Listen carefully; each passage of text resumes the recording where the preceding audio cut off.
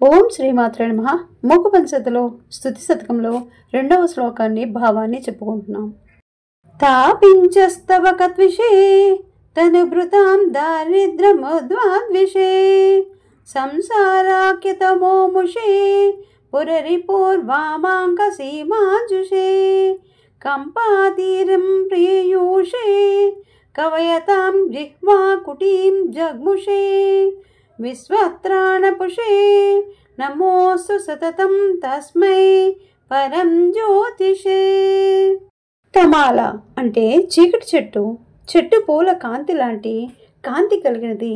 మానవుల దారిద్ర్యాన్ని పోగొట్టేది, సంసారం అనే అంధకారాన్ని దూరం చేసేది, పరమేశ్వరుడి ఎడమతొడం మీద కూర్చునేది, కంపానది తీరంలో నివసించేది, ఈ సకల విశ్వాన్ని రక్షించి పోషించేది, పరంజ్యోతిగా ప్రకాశించేది అయిన కామాక్షి దేవికి నా నమస్కారం. ఓం శ్రీమాత్రే నమః.